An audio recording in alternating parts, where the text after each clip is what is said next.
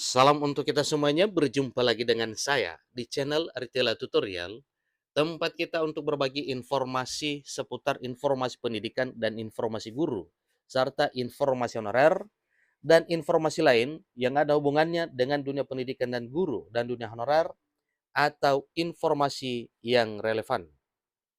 Pada pertemuan ini, saya menyapa seluruh Bapak Ibu honorer setanah air yang selalu setia melaksanakan tugas tanpa mengenal lelah dalam melaksanakan kegiatan pelayanan publik di instansi pemerintah pusat, demikian dengan instansi pemerintah daerah, tentunya sesuai dengan bidangnya masing-masing.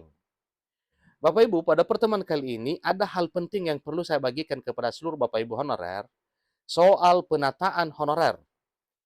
Di sini disampaikan bahwa pemerintah Provinsi Sumatera Utara masih tunggu petunjuk teknis.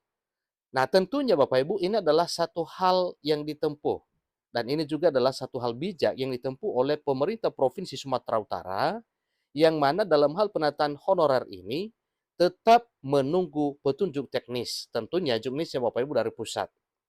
Karena apapun ceritanya dalam hal penataan honorer ini tetap menunggu petunjuk teknis yang spesifik dari pemerintah pusat.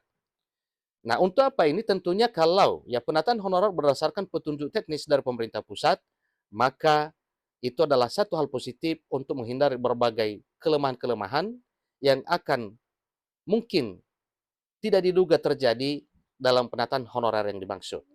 Nah, Bapak Ibu, terkait informasi ini, mari kita simak bersama sampai selesai. Dan jangan lupa, dukung channel ini dengan cara like dan subscribe, share, dan komen, serta nyalakan tombol notifikasinya supaya semua informasi yang disalurkan melalui channel ini selalu update di layar Bapak Ibu. Tanpa basa-basi lagi, kita langsung saja pada informasinya. jpnm.com Medan menyampaikan satu informasi, memuat satu informasi penting untuk diketahui oleh seluruh Bapak Ibu honorer dan seluruh rakyat Indonesia. Pemerintah Provinsi Sumatera Utara masih menunggu petunjuk teknis alias juknis terkait penataan tenaga honorer atau non-aparatur sipil negara di daerah tersebut.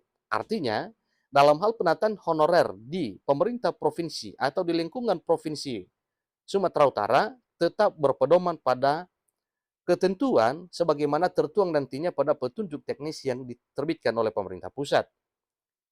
Kepala Badan Kepegawaian Daerah atau BKD Sumut, Safrudin, menyebut sesuai undang-undang, penataan tenaga honorer harus sudah selesai dilakukan paling lambat Desember 2024.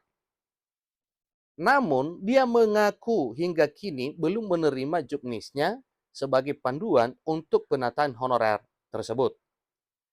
Jadi, per 31 Desember 2024 nantinya, tepatnya akhir tahun, penataan non-aparatur sipil negara juga diharuskan sudah selesai. Tapi petunjuk teknisnya belum kita terima sebagai panduan, kata dia di Medan pada hari Jumat 8 Desember 2023, 3 hari yang lalu. Beliau menjelaskan bahwa Kementerian Pendagangan Aparatur Negara dan Reformasi Birokrasi, Kemenpan RB, tengah memproses peraturan pemerintah yang bakal dipakai untuk mengatur honorer non-ASN. Jadi peraturan pemerintah itu merupakan aturan turunan dari Undang-Undang Nomor 20 Tahun 2023 tentang aparatur sipil negara atau tentang ASN. Itu pedomannya adalah peraturan pemerintah turunan dari Undang-Undang Nomor 20 Tahun 2023. Karena itu nanti di peraturan pemerintah tersebut didetailkan bagaimana mekanismenya. Jadi kami belum tahu bagaimana penataan yang dimaksud. Apakah data itu dinolkan atau alih status, ungkap Safrudin selaku Kepala BKD Provinsi Sumatera Utara.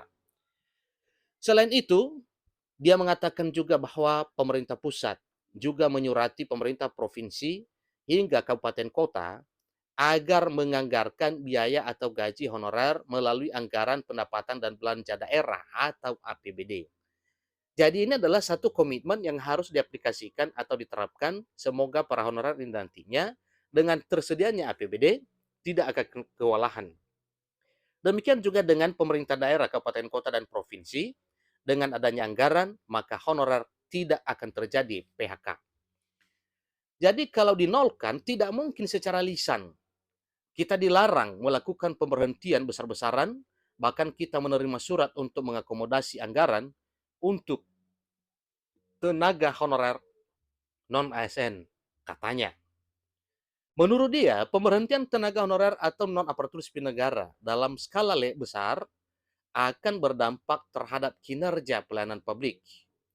Karena tentunya apabila diberhentikan, lalu siapa gantinya untuk melakukan pelayanan publik di instansi pemerintah pusat maupun daerah? Jadi logisnya daripada diberhentikan, lebih baik diangkat menjadi aparatur sipil negara. Dari pemerintah pusat juga tidak ada niat untuk menghapus mereka. Jadi kami berharap jangan ada pemberhentian besar-besaran karena akan berdampak harapnya. Jadi dia mengatakan bahwa saat ini jumlah non-aparatur sipil negara di lingkungan pemerintah Provinsi Sumatera Utara tercatat mencapai 15.869 orang. 15.869 orang. Yang mana honorer ini masih belum semua terakomodir sampai di tahun 2023, tahun ini. Nah, Bapak Ibu, tentunya ini adalah satu informasi yang juga ini adalah tidak ketinggalan untuk informasi daerah, kabupaten kota, atau provinsi lainnya, sebagaimana telah diungkapkan oleh pemerintah Provinsi Sumatera Utara yang disampaikan langsung oleh Kepala BKD, Safrudin.